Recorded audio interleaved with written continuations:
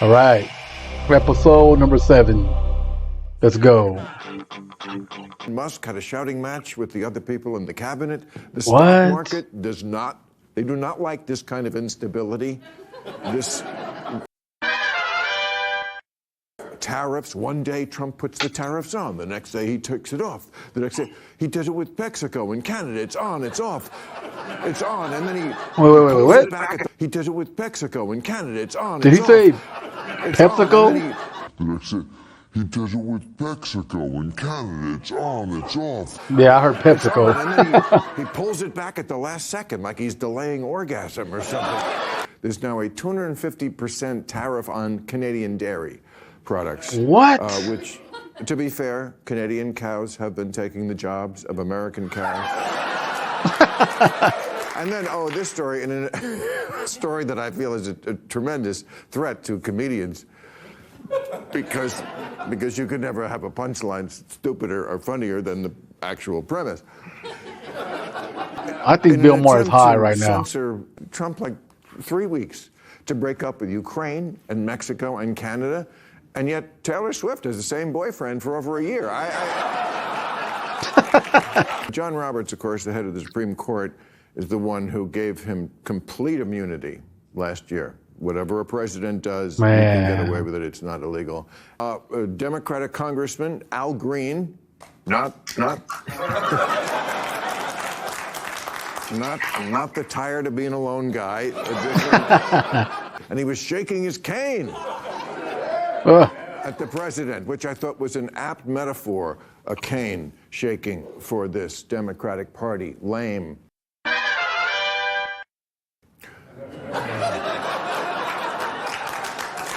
That's okay. All right. Please. I don't need your pity. That was bad. I appreciate it. I just don't need it. Yeah, they said they're tiring of all this firing and all this furloughing and all this closing of government departments. And they say, if you don't stop shutting down the government, we're going to shut down the government. That's where America is. I thought Bill was going to bring up the little signs that the Democrats were holding. It's something, but Republicans would have been shouting like Al Green did. They did it with Barack Obama. But, the Democrats are a little more nicer sometimes. They put up the little fans with a sign on them. And we're going to have a crypto reserve. Now, some question the wisdom of associating with a brand that's all just about scandals and thefts and scams. But if crypto's willing to work with Trump, I say go for it. All right, we got a great show. Alyssa Farah Griffin and Jon Tester. Wow, a lot of these jokes didn't hit, man. What is he wearing? What happened? No, it all came from Japan. Japan. This is what they wear in Japan? No. But you go on tour a lot. I just stopped. I didn't make a big announcement about it, but I've had 42 years of dragging my ass out of bed on Saturday morning, and I just was fucking fed up with it. I liked your comedy special on it. I loved it. I don't know. I got a suspicion that Bill Maher's podcast is going so well that he doesn't have to tour as much as he used to. You can really tell it's going well because he does a lot of sponsorship, like 3 or 4 in one episode. So I think he's getting a good amount of money, and that's good, man. I like it. I like Club Random. You're like old school gay. I mean, To me, I don't like the word queer. Not because it used to be an insult, but because it's the 4th time in my life I've been rebranded. right. The 4th time. And nobody asked me. I like that they actually did that. They're probably the first ones who took a slur and instead of letting that word make them feel bad, they adopted it. They adopted the word and made it their own. I think everybody should do that. You want to meet the Pope. And I was in England, so it was pretty easy to go. And I thought, why would I not go? It's a chance of a lifetime. So I went. And I came back and I said, I met Chris Rock.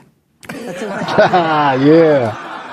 I mean, Yeah. That's the man right there, I Chris shook Rock. his hand, but I didn't feel it. It didn't mean anything to me. And twice in the past couple of months, he used the word faggotry, and I just I thought remember it was that. funny because I didn't even know that was a word, but it's a. The movie that was going to win it all was Emilia Perez, right? Oh, yeah. And I read her tweets. It's just a little childlike in her tweets, in Man. it's just a little Kanye-esque. Just whatever's on the brain comes out. I mean, Yeah. Hitler. Just don't mention Hitler at all. Speaking of the church and Pope and all that, I think Conclave should have won Best Picture. Crazy plot twist. It's a little LGBTQ friendly, but I guess that if it's a story about a hooker, you're gonna win. A couple of years ago, we were at the airport, and I said, she had a mask on. I said, it's time to give it up. Look around. Everyone else, go ahead, take your mask off. So she did. Immediately got COVID, right?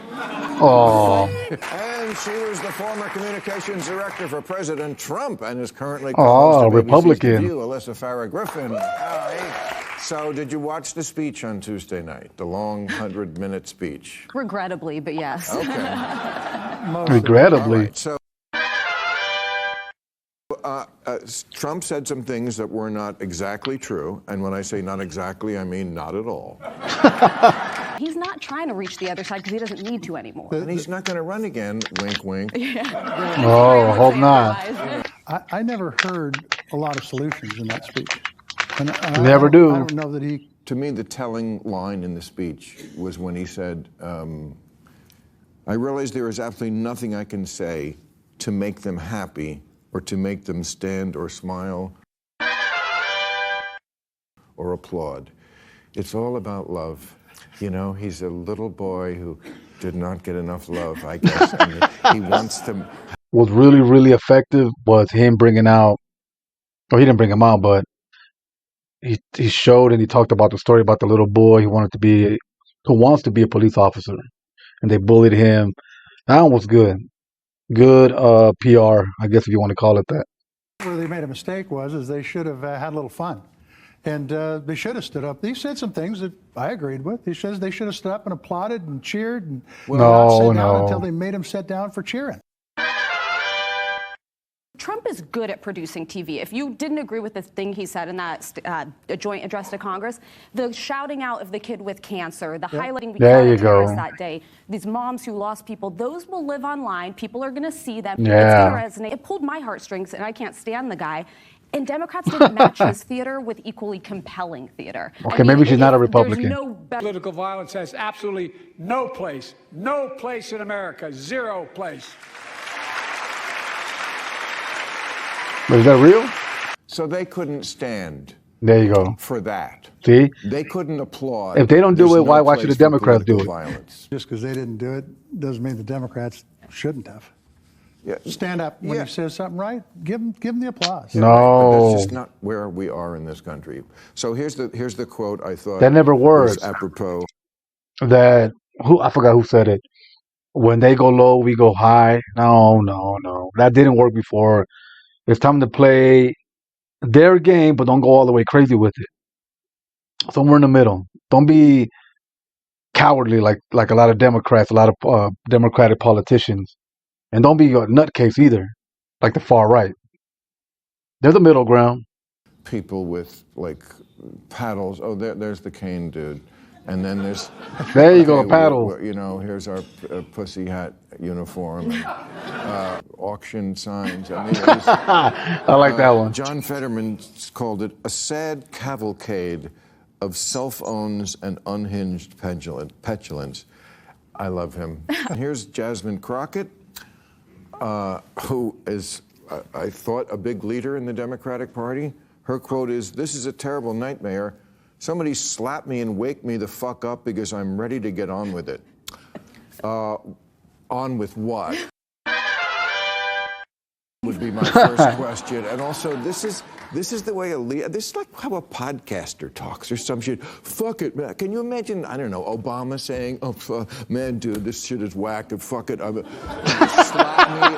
All right. I'm fucking over it." You know what? People come to me all the time when I'm out, like at the Oscar party. They're, "Bill, what are we going to do?" What are we going to do? I don't know. You're at the Oscar party. Have a great time. Yeah, exactly. Headline, party divided, I'm talking about the Democratic Party, party divided on resistance. Stand up to Trump or try to court the center.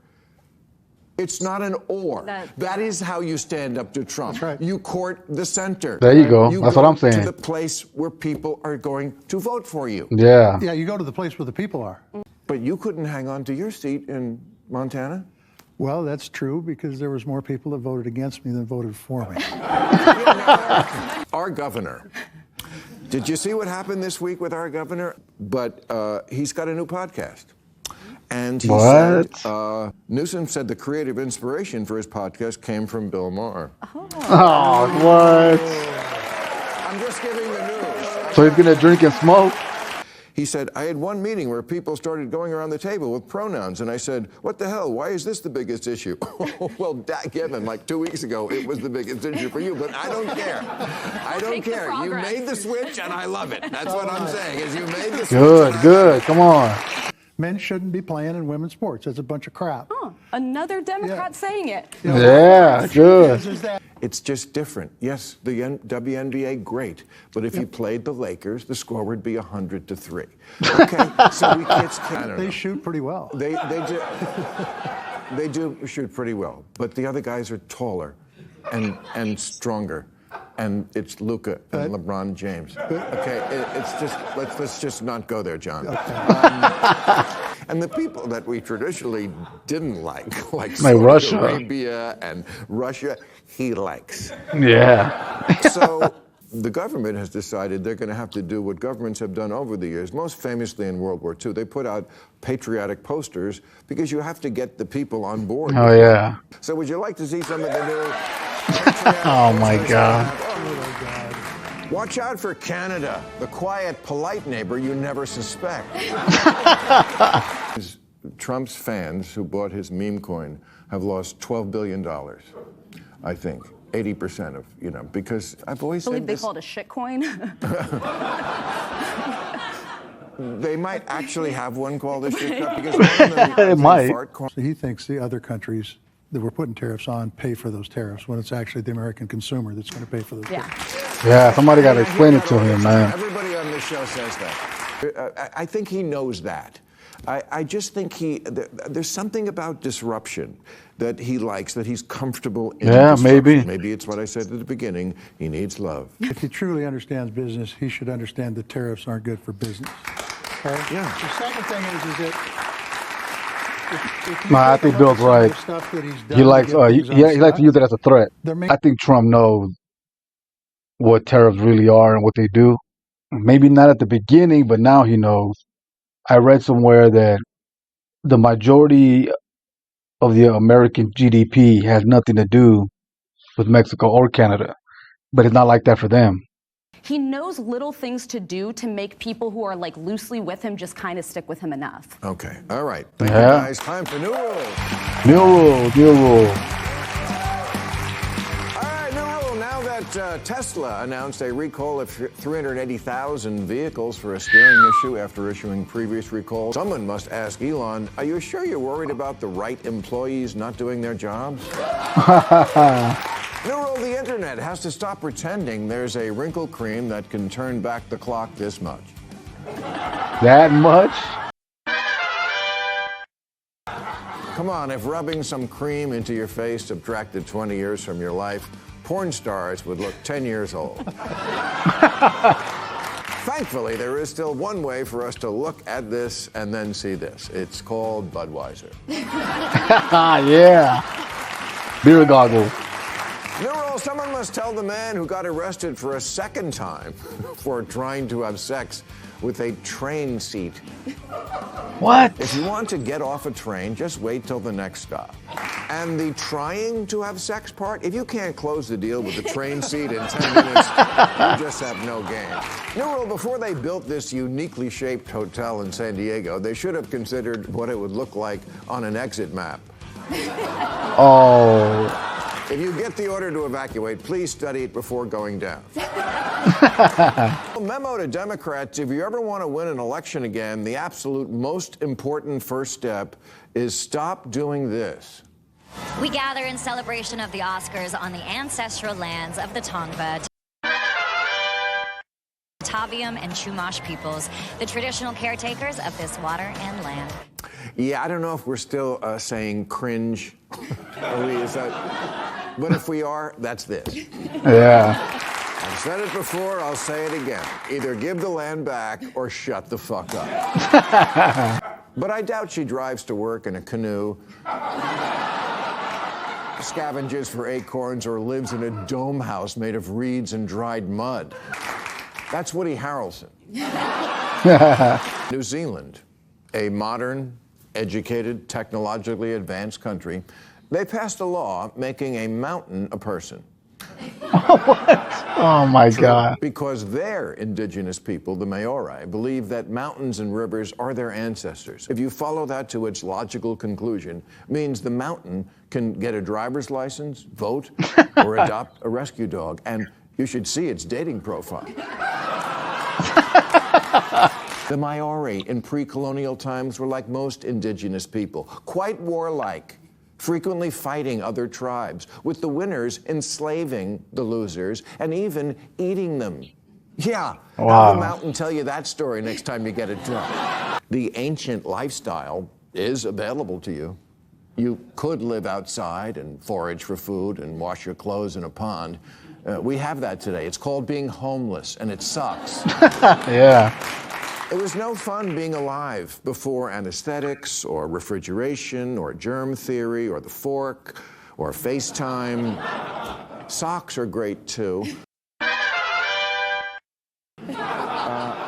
But Bill, they lived in harmony with nature. Yeah, they had to because no one had invented the toilet yet.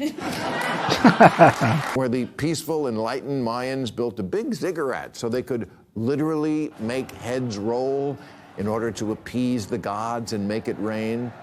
Yeah, you don't see that on the Land O'Lakes box. I thought she was gone. American Indians waged wars constantly, like Blake Lively. Oh, God. That's getting messy, man. And the Comanche were polygamists whose leaders could bear children with a dozen women, like Elon Musk. But that's what we go by, that corporations are people. They're not, and neither are mountains. Okay, that's our show. I want to thank Jon Tester. Now go watch Overtime on YouTube. I'm telling you, he's high. I don't know. It was kind of slow, this episode. But hopefully next Friday will be better. All right, man. I will catch you on the next one.